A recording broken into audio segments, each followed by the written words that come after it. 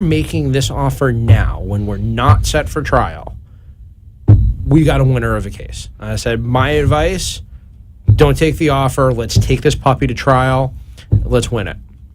So look, I appreciate it. You've kept me in this house for like 3.5 years without having to pay for anything. Which is unbelievable. He was thrilled. He's a CPA. Yes. Like, boy, was he happy. He said, but honestly, my wife and I are ready to move. We're ready to put this behind us. We're ready to go away. I said, you're crazy. Like, we could go. I can get you your attorney's fees back that you paid me, or at least most of them. We can get this. We can win this case. And he's like, I understand. He's like, but really, I'm done. I'm ready to move on. He declined? He declined. And wow. hey, it was in his best interest. Right. What am I going to do? You know, if it's in his best interest and he makes the decision, like, he's my client. I've got to look out for him first and foremost. Of course. And, you know, it's a shame because it always seems like the clients I want to negotiate the best deals on, those sometimes get to be the hardest. The ones that I'm going, I got a great case, and you know, look, it's going to happen. But ultimately, we're looking at our client's best interest, not our own. So explain to everybody about winning, because you're saying winning. Do they win?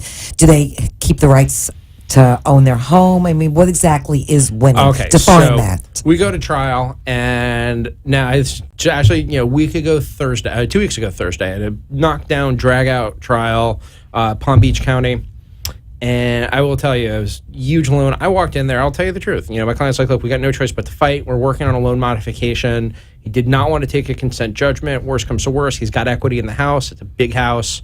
He's like, worst comes to worst, I'm going to sell it. You know, we'll be able to push it out a little bit. We'll get a sale down. I might walk out with a little equity. The bank's offering me bubkiss. Literally use the word bubkiss. Said, okay, let's take it to trial. I walked in. I reviewed all my evidence, and I'm going into court.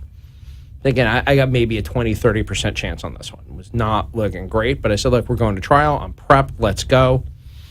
And let me tell you, I launched into it at trial, and it was most of my trials will last on average 2 to 2.5 hours.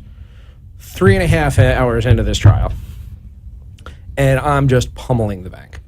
You know, politely. You know, I made good friends with the opposing attorney, but you know, I'm keeping their evidence out. I'm getting rulings in my favor. They completely switched some of the tactics they were going to be using at trial. And it wound up what I think, I still don't have an order on against them? It wound up being, I think, a fatal flaw. What was, I'll tell you what was amazing was I threw this attorney so far off his game that they don't send their like newbie attorneys out against me anymore. They don't. they send. I wonder why. The 18 comes in. Yeah, no, they do. I'm serious. They send their best litigators against me, and I take it as a compliment. Yes. So you know, I take it now. This guy's halfway through his closing argument, so the judge has already announced evidence is closed. Halfway through it, and all of a sudden he realizes halfway through his closing argument that he never had his witness tell the judge how much money my client owed, what the interest was, what the bank put forward, all the things you need to enter judgment in foreclosure.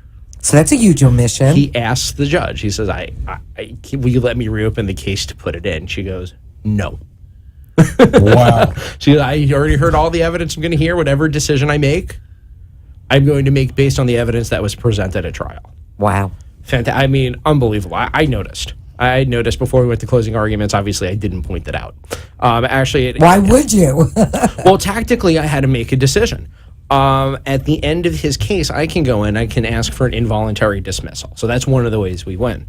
But if I'm asking for an involuntary dismissal before I've made any of my presentation, and I point out the fact that he hasn't presented any evidence to the court to support the figures in his proposed judgment, well, he's going to ask the judge if he can reopen his case. At that point, she's probably going to let him. So I didn't make a motion.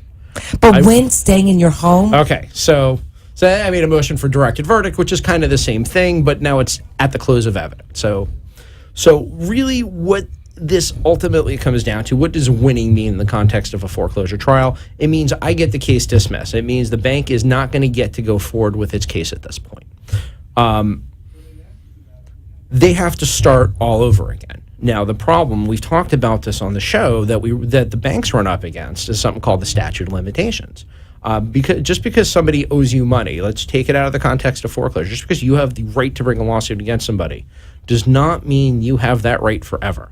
If you stop paying your Diners Club card in 1978, I think that's the last time they issued a Diners Club card, right? If you stop paying your Diners Club card in 1978, they can't wait until now to bring a case against you. They have a 5-year statute of limitations. Well, mortgage foreclosure has a 5-year statute of limitations. Did they Well, move I it to didn't know. 6? Nope. Oh, it's 5-year 5. statute of limitations. Okay. They have 5 years to bring the suit. The question is when the 5 years starts. With Diners Club, that's easy. Stop paying your credit card. They've got, so at that point, they start.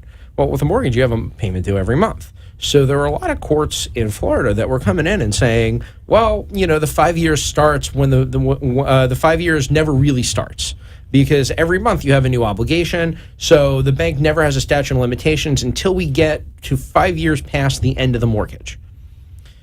The third DCA, which is the District Court of Appeals, which covers Miami-Dade and Monroe counties, which has typically not been very friendly to homeowners in foreclosure, turned around and said, wait, all these cases have been decided completely incorrectly. And really, the statute of limitations on a mortgage foreclosure starts to run when the bank declares in its complaint, the document that they serve you with, that the process server comes and hands you, that complaint says right in there, the plaintiff now accelerates the balance and is calling loan, is demanding everything is due and payable. That point starts the statute of limitations.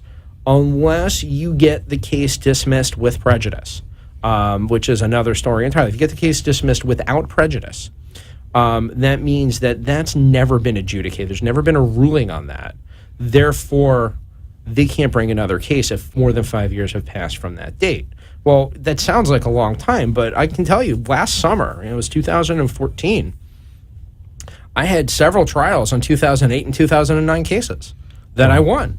Now, the banks are waiting because this is going up to the Florida Supreme Court, and we're waiting to hear back what the Supreme Court has to say on it, because there's now what we call conflict between districts. The 2nd, 5th, and I think 3rd district courts have said the opposite, have said, no, it never really runs. So now we're waiting for the Supreme Court to decide. But let's say you're in that wonderful situation, and this case comes out how I think it's going to. Do you get to keep your house and own no money? Not quite. Almost. That would be a win. Right, that would definitely be a win. I Now, know. What would happen at that point is the bank still has a lien on your property. Your mortgage is a lien on your property. Yes. So if you want to sell the house, you got to pay the mortgage off. But if you get past that 5 years after the end of the mortgage, you have a 30-year mortgage you took out in 2000. Once we get to 2035, the bank has lost its right to bring that case. Oh. And so, at that point, yes, you would own it free and clear. But in between that point, you don't have to make a payment on the mortgage. They can never foreclose on you, and you're living in the property. You're living renting rent out, free, and then you get your house. or renting, whatever you're doing with the property. You just can't convert out your equity. That's the one downfall to something like that. Hey, number here is 888-565-1470. 888-565-1470. If you have a question for Gil and you want some good free advice, give us a call now. 888-565-1470. We were talking about, we're getting ready to go to break in just a minute. We were talking about things are going to get really tough now. You're going to have an attorney if you're going through foreclosure. We were talking about how a lot of these notes are going to be bought out, and these new companies are not giving you a lot of leeway. No, they're not. And there's one in particular that I've been dealing with is Dick O'Neill Inc., a company based in Texas. Love the name. We're talking about foreclosure and serving people. And what that company has been doing is going and buying up deficiency judgments. A deficiency judgment is the difference between what you owe and what the property is worth on the day of a foreclosure sale, or typically short sale, or short sale. Right. In limited circumstances, most of the time when we do a short sale, most banks offer a full waiver of deficiency with a short sale. That's if you have an attorney. Don't do it yourself. Don't do it yourself. We've gone through that. I've one learned before. the hard way. Absolutely. But what they're doing is they're buying up these deficiency judgments, and what they're able to do, they don't have to file a new lawsuit. They keep the same lawsuit open. They come back to the court, and they had specific time limits they had to do it within. And he bought them all up right before the time period ran up, and he filed motions for for deficiency judgments. I can't even count how many cases he did it in.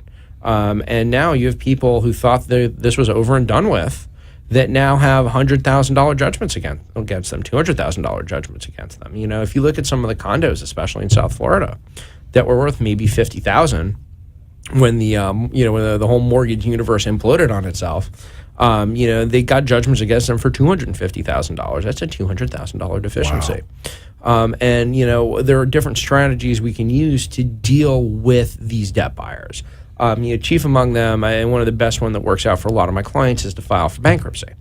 What we encourage people to do is, if you've got that deficiency, use it to your advantage. If, let's say, we went to trial and we lost, or you just didn't do anything, the bank just got a judgment against you. Well, we can file your bankruptcy now. We don't have to wait to do it. Don't wait till you get back on your feet and you got a new job and you've built up some assets to file a bankruptcy and then have to put some of those assets into the bankruptcy. You're much better off to do it at a more beneficial time. And that's a really good time to talk to an attorney early, because we can file bankruptcy in such a way that it will not only wipe out that deficiency, but if you're looking to gain a little extra time in the property, we can keep you in that house a little bit longer. You can deal with it ahead of time. Really? Okay. Oh, absolutely. We file. I had one case where the bank's attorney he's like, look, my client's not giving me a waiver of deficiency. If you want the waiver, you need to give me a really good reason of why we should give your client a waiver of deficiency. And it's kind of, we're friendly. It certainly wasn't being antagonistic. He was like, look, help me help you, or I need your help. Help me help. Yeah, help me help you. Help you. That's from the movie, the Tom Cruise movie. Exactly. So I turned on my select. I said, tell your client that if you don't give them the waiver of deficiency, we'll go to trial. We lose, fine. Because a day before your foreclosure sale is scheduled, guess what? We're going to file for bankruptcy. And now that's going to throw you off another couple months, and you're still not going to be able to get your deficiency. And he said, that's a really good reason. And he calls me back like half an hour later. He's like, okay, you got your waiver.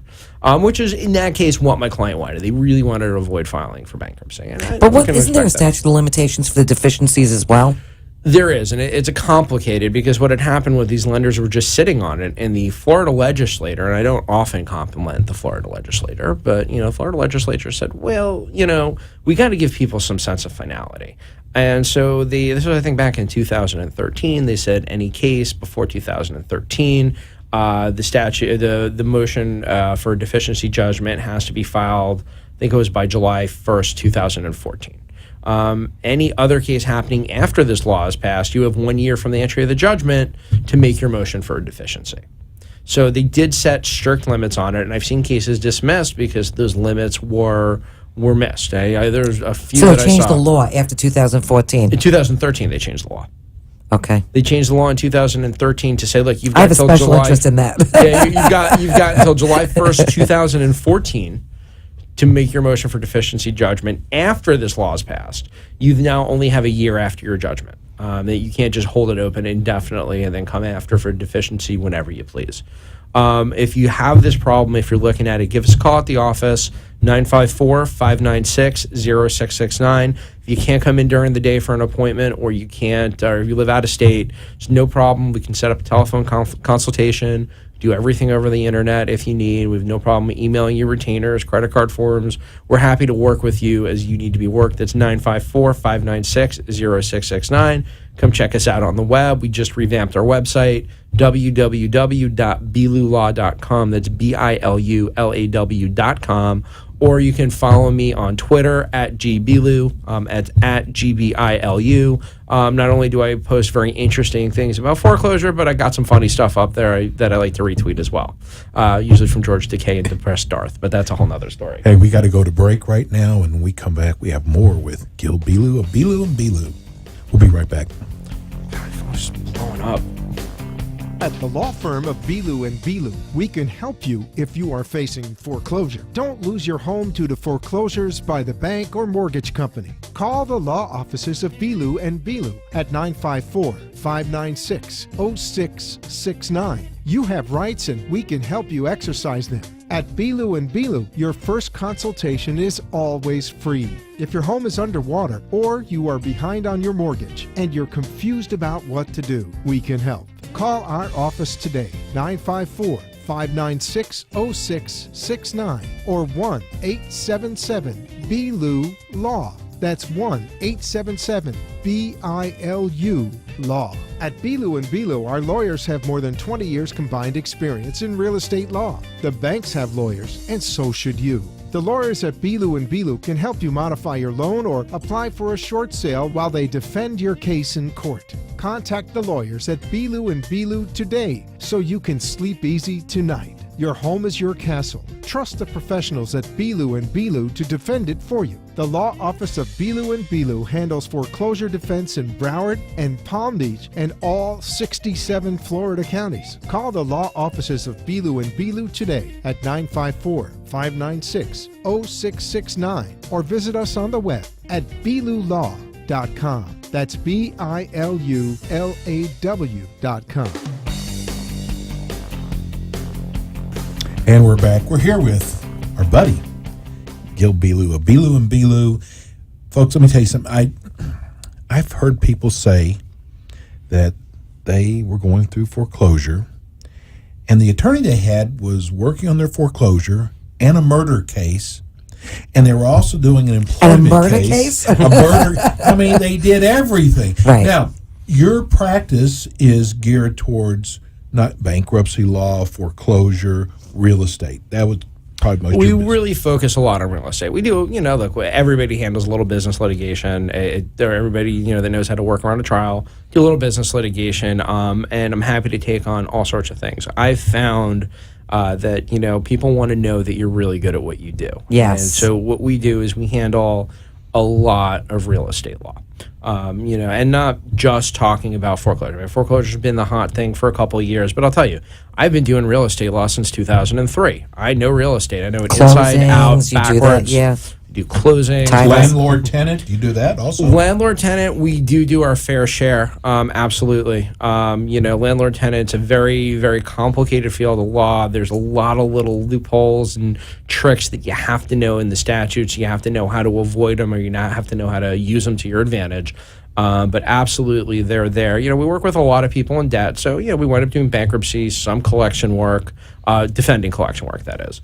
But what I'm trying to say is that this is what you do. You know the foreclosure area. And, it's not just foreclosure. So, I also deal with property owners. So you're a property owner out there and you're having trouble with code compliance department in your city, and they're bringing you up on fines. Like, I got a client that came in right now.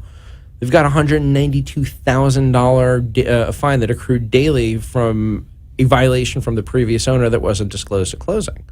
I'm now working with the city to get that fine reduced to a realistic number. And these people did a lot of work with the property. But these are the type of things. I work with property owners to get their properties rezoned. I'm not scared of the city commission. I've been to my share of city commission meetings. Listen, I'm sure they all know you by now. Yeah, they do. They don't always like me, but they know. I know about your reputation. The city attorneys like me because I'm easy to work with, as long as I get what I want. I think it's respect. So tell people, there's people out there that are getting ready or been avoiding the foreclosure, the letters that come in the mail. Tell everybody what they're in store for. All right, so those are the clients that we call the ostriches. All right, they stick their heads in the sand. I don't want to know about it. I don't want to know about it. And it really depends when you come in. Like the best thing if you're trying to fix your issues with your loan, you come in as soon as you miss that first payment. That's the best time for us to be able to help you, even before you miss that first payment. But let's say you didn't. Now that process server knocks on your door. You got 20 days to file a response. If you don't file a response, the court enters what's called the default. It says that you cannot enter anything else in this case. You're done. You had your opportunity. You missed it. The bank pretty much gets to do whatever it wants at this point within the bounds of the law. Now, I'm not saying that we can't have those defaults vacated, but it is getting harder and harder.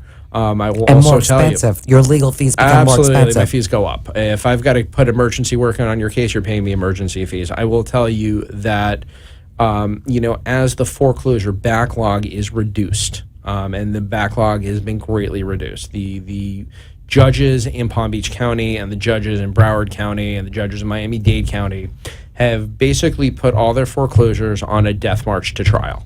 And that can be a really scary prospect if you're going on your own. Now, for me, it brings a resolution of the case a little bit faster, positive, negative, or neutral. So we know what's going to happen. We know what we have to do to push these. We know how to keep it out of trial, and we know how to get it to trial if we want to get it there. But what's going to happen is you're not going to see the situation like we were seeing back in 2009, where files just languished and things just went completely unresolved. It's not happening anymore. They're keeping a much tighter watch on their dockets in Broward and Palm Beach County. They're setting cases for case management conferences. They're making the attorneys come back to court. And basically, there's this great episode of The Simpsons. I love that show where Homer borrows money from Fat Tony to run his wife's pretzel business, right? And he hasn't paid him back. And Tony meets with him. And he says, my wife has been very insistent on the issue of the pretzel money. When I leave the house, she says, Tony, where is my pretzel money? What are you doing to get me my pretzel money? How are you going to get me my pretzel money? When can I expect my pretzel money? Well, this is kind of like the conversations we've been having with judges lately in court. Is this case ready? Is this at issue? Are we ready for trial? Why not? What can we do to get it there? All right, you're going to come back in 30 days and you're going to tell me that we're ready for trial. Like, I don't want to compare the judges to the mafia because we really do. To pretzels. Or pretzels, maybe. No, it's the attorneys of the pretzels. We're the ones who twisting everything right, around. That's exactly it. But, the judges are quite insistent at this point, and they want to know, let's get this resolved. I'm not willing to let it languish. If we're working on a loan modification, great. We'll set the trial date a little bit farther out. We'll set you out for 90 or 120 days. We'll work with you on extending sales. But you got to get these things moving one way or another. You can't just sit back and ignore it anymore. I had people that came into me whose cases have been pending for 5 years that didn't do anything. The bank never even made a motion for default. I'm like, you have no idea how much you lucked out here. 4 years, you've been like literally dancing on a razor's edge. Now, isn't that past the statute of limitations? No, because the case is already filed. It's not when it's done, it's when it's filed. I can't tell you how many people that I've represented for 5 years. They're like, hey, we're past the 5-year mark. I'm like, right, but the case was filed in 2009. That's the operative point. It's not when you finish it, it's when you start it. Right. Another thing I want to talk about really briefly. What if you're an older person, your income's gone down, you're not able to keep up the mortgage on your house, you don't want to move. One thing I had a client bring up to me today, we've been working with Department of Housing and Urban Development under the HARP program, Home Affordability Refinance Program, where they're actually taking these seniors, putting them into reverse mortgages so that they don't have to make mortgage payments, or if they do, they're making interest-only payments, really dropping down the bills, really helping them clear up their living situations. And it really, I have to say, it's one of those things that can be a great help to people. So if you or your parents are out there and you're facing this problem, don't wait until you go into default, especially if there's some equity in the house. Contact us. We'll work with you. We'll work with the federal government. It's a great option to get you into these reverse mortgages so you can save that house and preserve equity in it. If you are an older person that's earning income, which I got a lot of them now. I had a 77 woman with a full-time job today. She has no intention of quitting. She's healthy as a horse, but she can't afford to bring in what she was bringing in before. And she's like, I want to keep the house. I've got some equity in it. I don't want to fall behind on the mortgage, but the bills are just getting too high. And we're working with HARP. We're working with the federal government to get her into a reverse mortgage so that and you're she basically can keep her using house. your equity to stay in the house. Using either your equity to stay so in the you don't house. pass it to your kids. Right. You get to pass it to your kids. And, normally in a reverse mortgage, the interest that would otherwise accrue on your payments gets added to your balance. Well, what this new program is, that it's actually a new one. I'd never seen it before in my experience in reverse mortgages, where the reverse mortgagor is basically taking out an interest-only loan. They're paying the interest that becomes due every month, so that if they borrowed $250,000, it doesn't go up by the interest every month. It stays at $250,000 because they pay the interest. Hey, we got to go to break. Give them all your information, your phone number, your website. All right, you can give us a call, set up a free consultation, 954-596-0669. Check us out on the web. We'll give you a little more information, www.bilulaw.com. We like our people to come in, educated on the process. We love it when we have a client comes in with intelligent questions. Don't believe what you read on the blogs. Believe what you read on our website. Believe what you hear from Gil. And then follow me on Twitter at GBilu. I'm a lot of fun. You can also find me on LinkedIn. I try to be as available as I can. Hey, Gil's with us every month. Hey, listen, if you have a friend, a family member, don't keep this information you've learned today to yourself. Pass it on. Bilu and Bilu. Call them tomorrow morning. Don't wait. Call them today. Call them now. Exactly. You don't have to wait till I'm tomorrow not the only morning. one in the office. The Candle's still going. No, my It's always receptionist's burning. there The at least for candle's always another hour. burning. Okay. She'll call you up. You'll call up. She'll get you set up for an appointment to come in and meet with one of us this week. Thanks, Gil. All Thanks, right. Thank Gil. you, guys. We'll be back with more Slife. Yes, we will. Keith Myers. We'll be right back. At the law firm of Bilu and Bilu, we can help you if you are facing foreclosure. Don't lose your home to the foreclosure.